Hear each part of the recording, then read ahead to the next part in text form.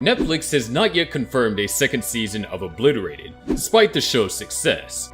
If there is a demand, the show's creators are amenable to the notion. Today, we're going to discuss everything we know about Obliterated Season 2. The show makers draw comparisons to The White Lotus and suggest the potential settings for a potential second season. Obliterated 2 might continue the raucous and action-packed themes while exploring new party cities. The creators of Cobra Kai have returned with an action-packed comedy drama series called Obliterated. An elite US military squad is dispatched to foil a bomb plot in Las Vegas, and it appears that they succeeded in their objective and have a wild night out. When they neutralize a fake bomb and the real one is still in the city, their joy is short-lived. The group has to identify the true threat and foil the terrorist operation now that they are completely lost and intoxicated. Regrettably for the team, now in an inebriated state, they must confront the actual danger upon discovering that the initial threat was only a diversion. Utilizing every resource at their disposal, Obliterated Season 1 immediately captivated viewers with its surprising turn of events and mature comedic elements. Most endings of television shows these days end on a cliffhanger. It's customary for television shows to conclude one season by teasing the next, whether it's through revealing increased stakes or a shocking turn of events. But not for the new show Obliterated, which was created by Josh Herold, Hayden Schlossberg, and John Hurwitz, the creators of Cobra Kai. The climax of this drunken action series set in Las Vegas really marks the end of the show. Upon its debut on Netflix, Obliterated received mixed reviews, often noting that the show's perceived lack of clear narrative focus as its primary weakness, according to Rotten Tomatoes. However, despite a lukewarm reception from critics, the series created by John Hurwitz and Josh Herold of Cobra Kai fame gradually gained popularity and eventually claimed the top spot on Netflix's charts. Several weeks following its release, Obliterated unexpectedly transformed into a hit, enhancing the likelihood of a second season. Netflix has not approved Obliterated Season 2, despite the series' unexpected success. Though it's not a given that the streamer will pick it back up, the fact that it has a shot to top Netflix's charts is in fact encouraging. It will take time to ascertain whether Obliterated meets the standards set by the industry leader in streaming services, which employs intricate metrics to evaluate which shows are worthy of a renewal. However, Obliterated Season 2 is more plausible due to the show's creators' excitement and track record of success with Cobra Kai.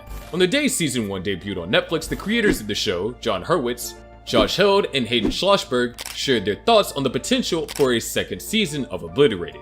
Hurwitz expressed openness to the idea of extending the show, stating that if there is a demand for it, we're certainly going to be looking for that next party city where our team could get into mischief.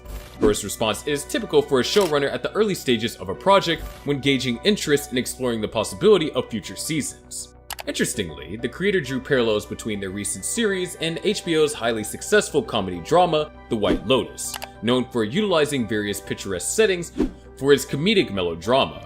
Hayden Schlossberg remarks, "It's the White Lotus of action comedies," indicating potential locations like Ibiza, Miami, Rio, and Cabo.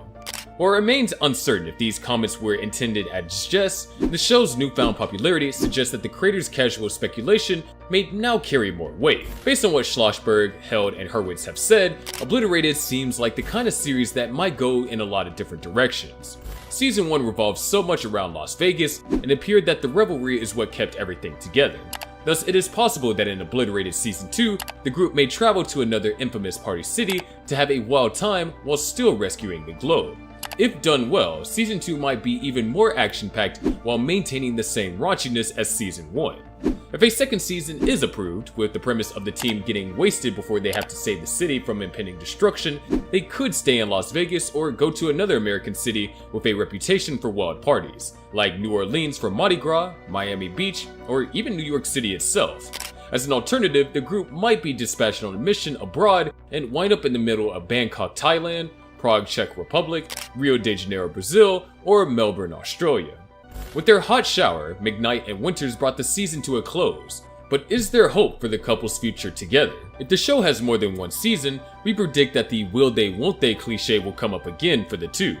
There's more to both characters than that meets the eye, and although they can celebrate their success in preventing complete devastation of Las Vegas, will they be able to maintain a steady and stable romance after the mission's over?